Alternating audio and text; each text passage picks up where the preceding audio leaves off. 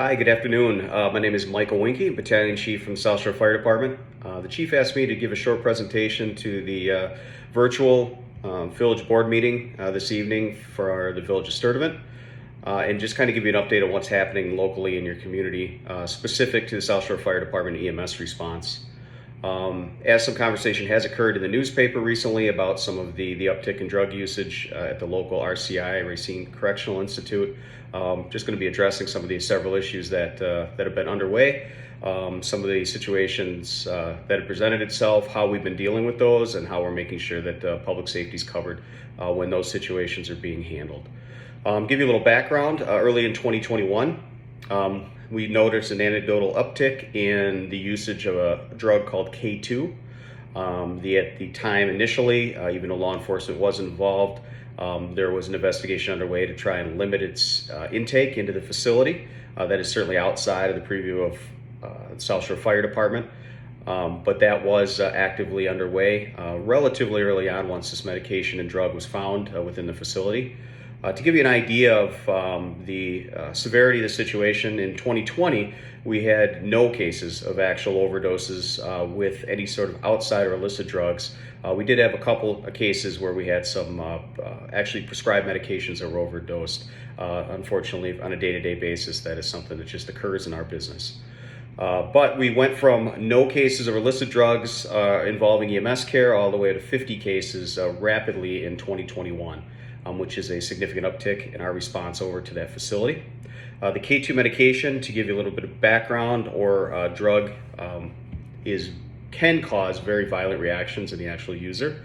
It's very dangerous for the user, as many drugs tend to be. It's also very dangerous for the responders, and it takes time to manage those patients' medical issues, get them under control, and ultimately sedated so that they can allow the medication to wear off and burn through their system. And then ultimately, hopefully no damage was done during that case, and then they can come out the other side of that overdose. As I stated, investigation was underway. Law enforcement, county DA were getting involved, and they're going to have a short presentation on where that situation stands here just shortly after me. But to give you a little background on where we're at specifically for South Shore, we had roughly a 75 call increase overall from 20 to 21, 50 of those being those overdose cases, and then some other associated incidents as well, which puts your Station 9, which is centrally located in Sturtevant, which is the primary firehouse for that particular facility. It put them over on site quite a bit more often.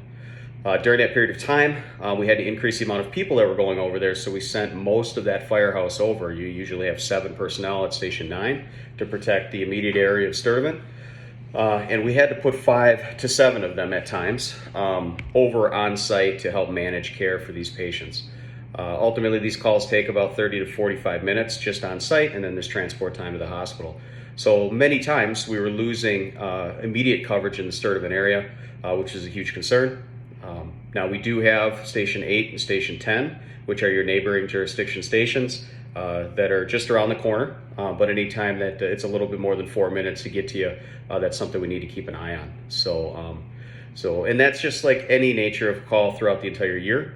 That happens. In this particular case, this was a very, very specific issue that was generating a lot of EMS activity for your local fire department, and it had a very specific tie-in that we felt that we could intervene in and work with the facility to try and limit the responses over there as opposed to the regular calls that we see throughout the year. Just a reminder about your fire department in general. We have 67 personnel total. 63 of us are operational, meaning we're out there every single day on the line among 4 different firehouses. We have 3 sworn personnel in the office Monday through Friday, and then 1 admin assistant that actually helps things move along properly and gets a lot of the bills paid and payroll, etc. gets done. We have 6 ALS ambulances that are running around your community. Between those 4 stations, we have 3 engines and 2 quints, or ladder trucks. Those are the ones with the big ladders on top. And then we have 2 command vehicles that are running around trying to make sure that all that stays organized and we get the work done that you guys want us to get done. Beyond that, Station 9, as I said, is centrally located, and that's where the Village of Sturtevant is, and that's where you're going to be most interested in this presentation. This is your home station. This is where most of your help is coming from when you call for it. So usually they have between 5 and 7 personnel assigned to them, anywhere from 2 to 3 companies or staff throughout the day, depending on staffing and vacations and sick days and holidays.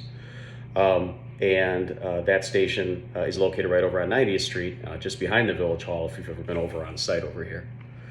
A little bit about RCI, where the problem was really kind of a focal point. It's 90 acres. Everyone roughly knows that lives in the area knows it's located over in Wisconsin.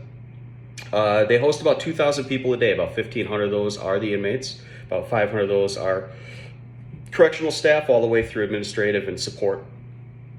It takes a lot of people to care for their population that they have in there, and it's a very important job.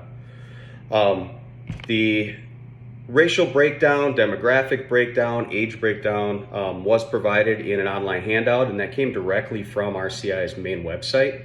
If there's any questions specifically about that side, I'm going to have you refer directly to that particular document that was provided. It's actually included as well in the notes from this presentation. Or you can reach out directly to RCI's website, or you can email me. My information will be at the end of the presentation, and we'll go ahead and get you over that documentation that was provided by them.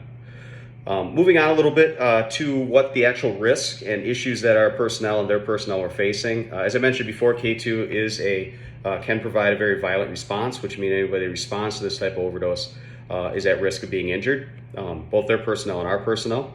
So we take that seriously. Determinations were made to send extra staff from their facility and extra staff from us.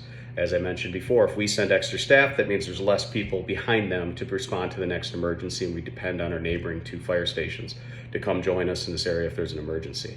So that's how we dealt with it on the South Shore Fire side. We also provided additional training on reversal agents for the medication, which there are limited amounts, sedation medication, as well as our legal and available options for physically restraining anyone, but specifically somebody that was currently incarcerated in our correctional system institute here in the state of Wisconsin. On their side of the aisle, and I won't talk for them too much, but they did provide extra training and equipment to make sure that they were as safe as they could be in their response to it. Beyond that, specifically to the community effect, that is my biggest thing that I want to make you alert to. At times, roughly 50 times during the year, we did have there would be a small increase in response time as we waited for a neighboring agency to respond or a neighboring station to respond over to your community. We do not anticipate that to be critical, and we are still looking for options to shorten that in any way, shape, or form, including staffing, but those will be limited based on budget, but we will consider those as well. Specific to our agency's mitigation of this, we're limited. There will be a legal presentation by the DA's office, but they are taking steps to limit the contact that the inmates have with the outside. They're also limiting options as far as mail, which was ultimately determined to be the main route of entry for a lot of this drugs and illegal substances. But it's very important, and again, I'll let them continue to speak on their behalf once their presentation picks up on the legalities of that. There are certainly civil rights and concerns that we need to make sure that we're providing that the population of RCI to make sure we're not violating those, at the same time trying to keep their population and our responding personnel safe. So that needs to be balanced properly. And again, I won't talk over the DAs here just in a few moments. Specific to the South Shore Fire Department, we are continually training and keeping in monthly contact with the agency. We are keeping track of numbers on both sides and providing those to the DA's office per their request. And then anything we could do to assist within the legal rights of the inmates, we are certainly doing that with the DA's office, and they're providing some clarification as far as what we can and cannot do to make sure that violations don't occur. Beyond that, and most importantly, aside from the slight delay at times from response, there's no immediate danger to anyone in the community or the surrounding community to the facility, which is a good thing. It does allow us to kind of focus our attention on where the actual problem does occur, and it is currently completely isolated to the facility itself. With that, I encourage anyone to ask any questions through the venue that this particular website has provided. Make sure you put your name in and just a short, abbreviated question. And again, as soon as I wrap up here, and as soon as the DA wraps up their presentation, there'll be a list of contact information. You can contact my office or the DA's office directly if you have any further questions or concerns specific to EMS or the legal issues that may surround this topic. Thank you for your time. Again, my name is Michael Winke, Battalion Chief from South Shore Fire Department. I'm in charge of the EMS division. Have a great afternoon.